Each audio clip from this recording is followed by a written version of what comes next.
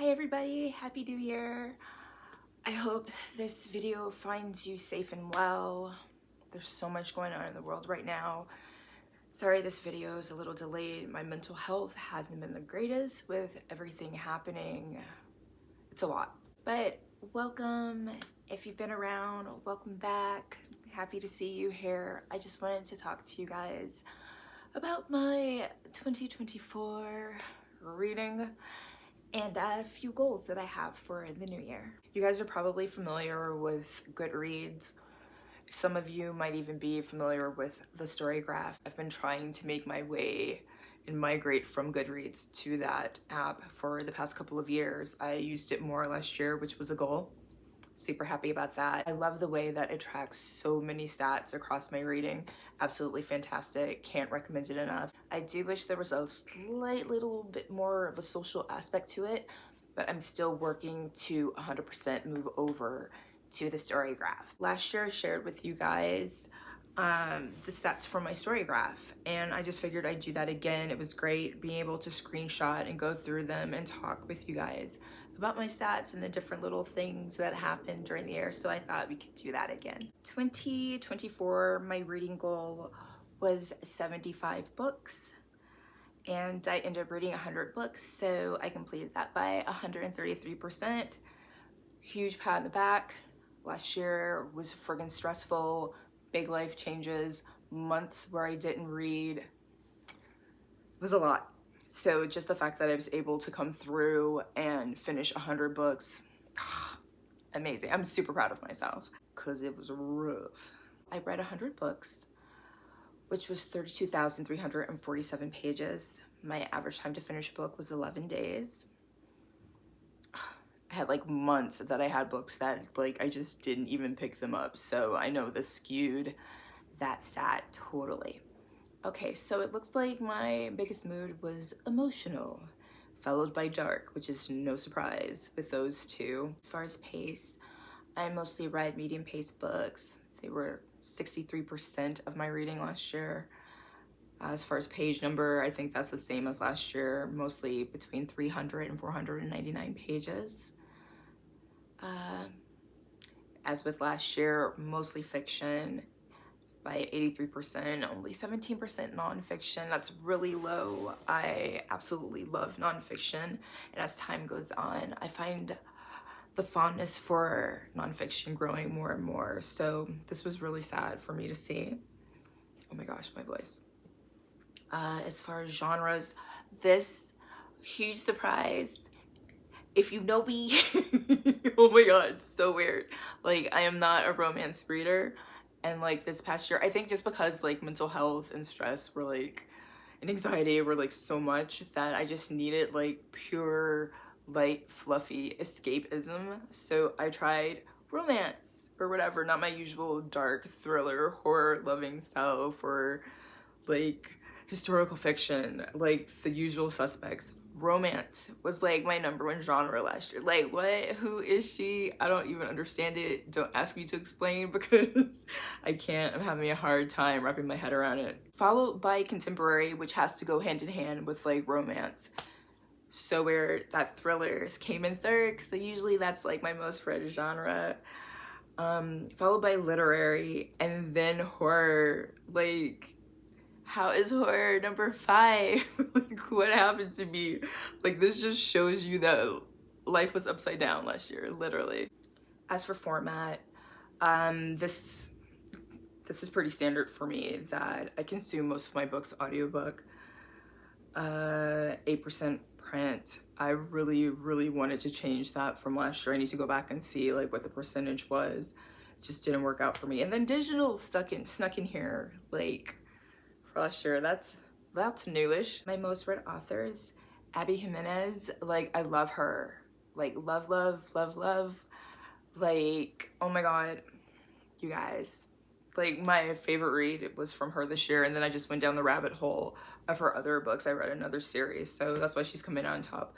Julia Murphy, Sarah Simone, same thing. The little like Merry Meet Cute trilogy and the novellas that go in between, I read like a few of those, only have one left to finish that series, so that's why they're at the top.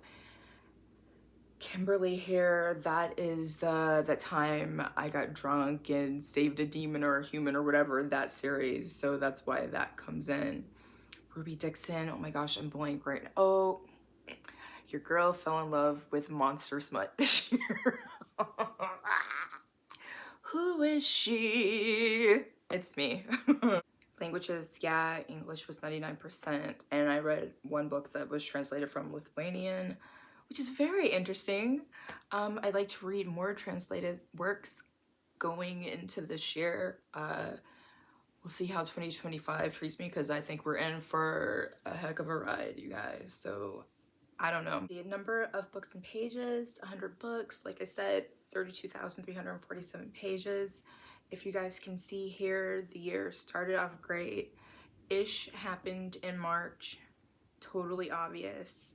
Then another big change happened in June, and I didn't really wasn't able to make the effort with reading until September here. And then October was smooth sailing, back at getting my grind on, trying to finish out the year strong, and I was able to do that. But you guys can see that's 1, 2, 3, 4, 5, 6 months with hardly any reading at all. 0 to maybe finishing 1 or 2 books, terrible. Okay, and let's talk about these 100 books that I read last year, you guys, because my average rating of books was 3.18. So crazy. Last year I read, not last year, 2023, I finished 155 books, which still blows my mind. I don't even know.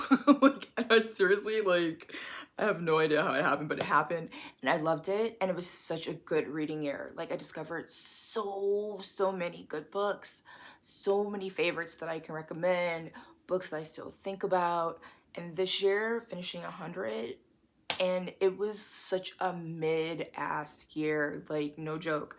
My average rating was 3.18, which says it all. Look at that 2.0. Look at that. That's absolutely insane. Horrible.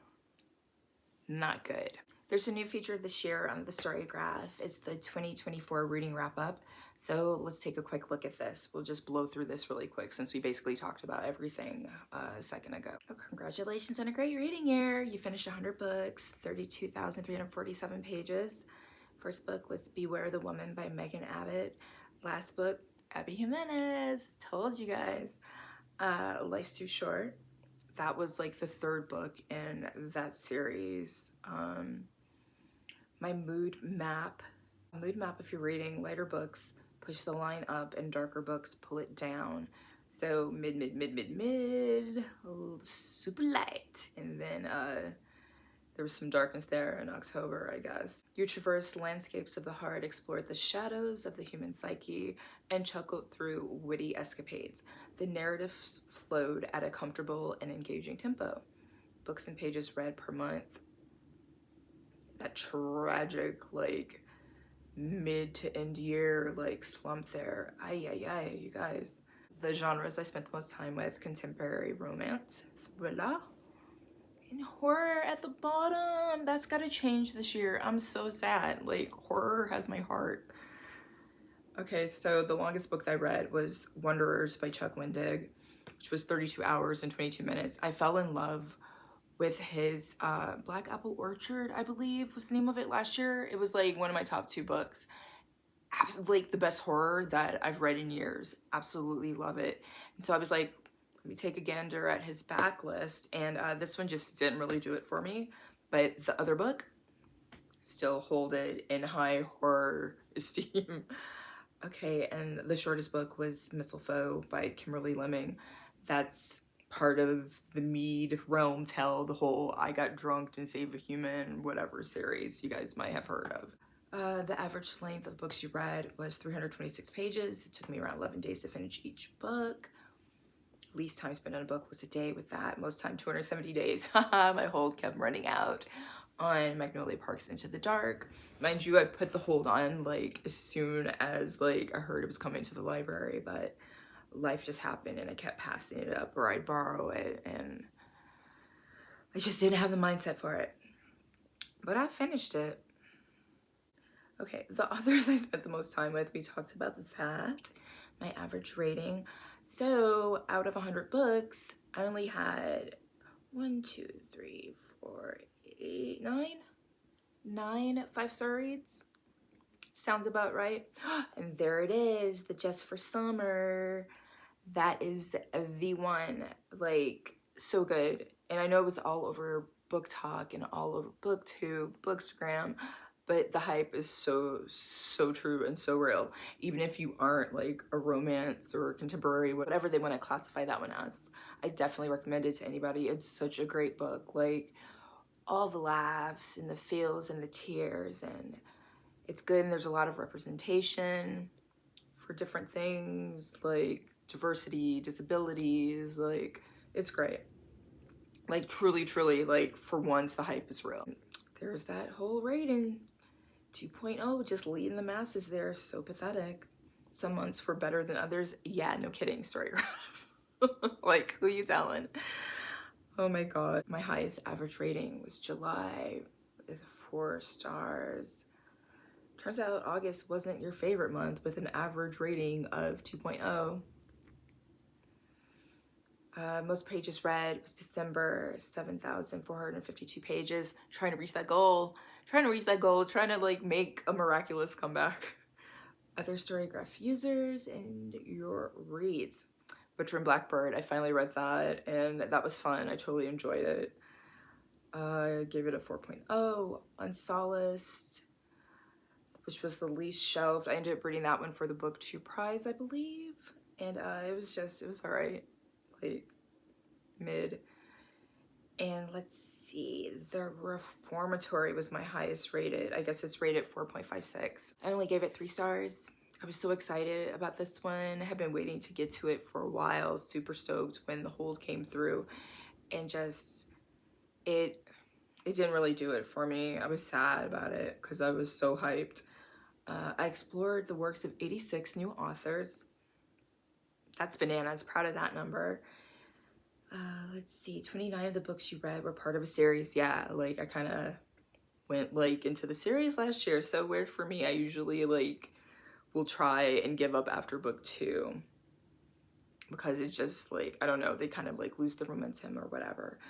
And it says I revisited 2 books this year, but no, I read that for the first time, What Feast at Night, and I didn't enjoy it as much as I enjoyed What Moves the Dead and Through the Midnight Door. That was a recommendation from a friend, and I didn't really love that one, but I had no DNFs. I'm not a DNFer, even though sometimes I wish that I were.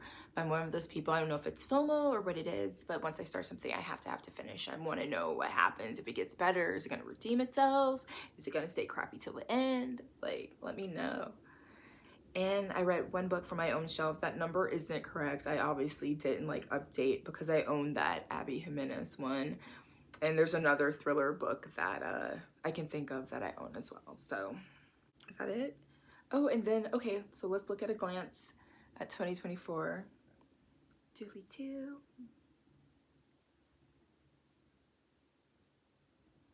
Did you guys see anything familiar? Did you guys read any of these? Have you read any of these? Yeah.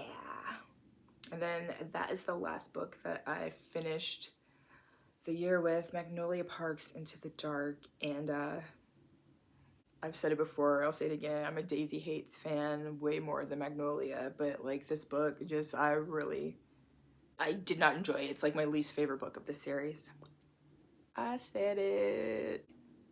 Those are my stats for 2024. I just wanted to talk to you guys really quickly about what I'm looking to achieve reading-wise in 2025. I don't know.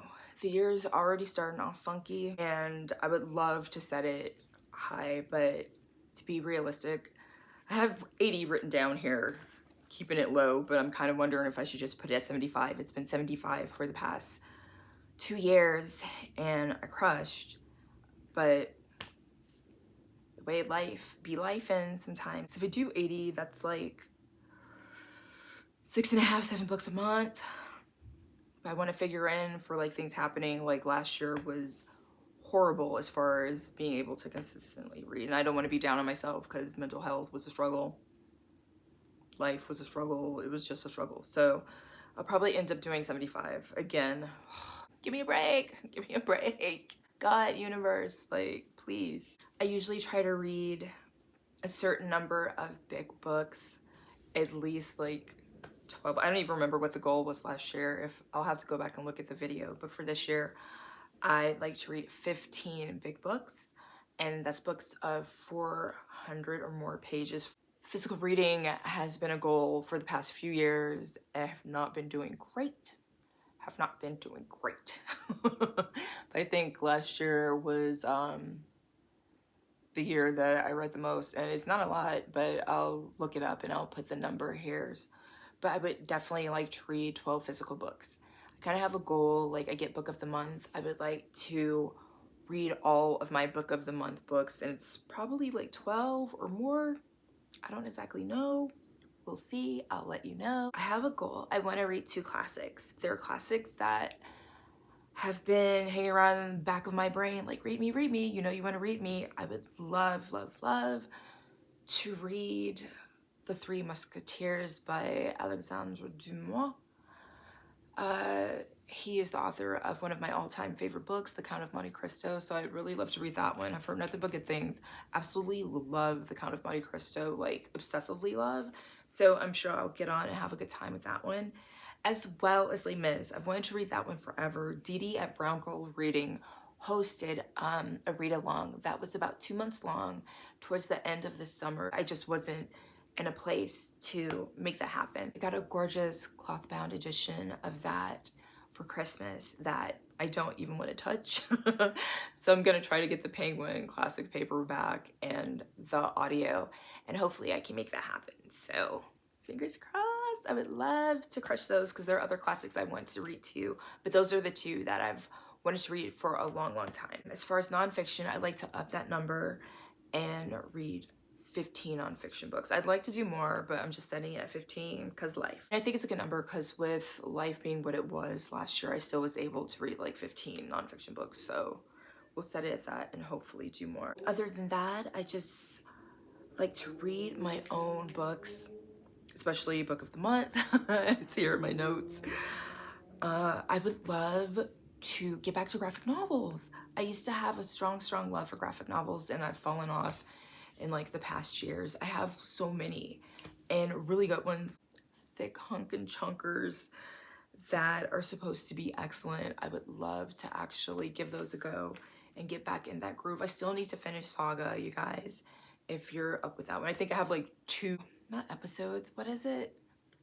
2 volumes left in the series. And I would love to consistently journal my reading in my book journal that I've had for like 3 years now. The year that I read 155 was like the year that I got it or whatever. And that would have been the most spectacular year to have book journaled. And I'm still regretting it here 2 years later. So I really wanna book journal consistently this year. Last, I say it every year, be more consistent on here, on BookTube, as well as TikTok if it's still around after the 19th, and IG. And I'm somewhat consistent. I go through ins and outs with IG. Like, it's really started to just like not be a happy place for me. I don't know, it like overwhelms me and it doesn't spark joy. But when I'm on a roll and doing good, it's not bookish related. And I read enough for things to be like bookish related. So I like to get more book focused on my social media. And that's it. Those are the goals. Those were the haps last year. Thanks for watching, you guys. I would love, love, love, love to see your 2024 haps as far as books and reading, as well as what your goals are for this year. So let me know in the comments. I'll totally check them out. And I'll see you guys soon. Take care of yourself this year. A lot of things happening. Just take care of yourself, you guys.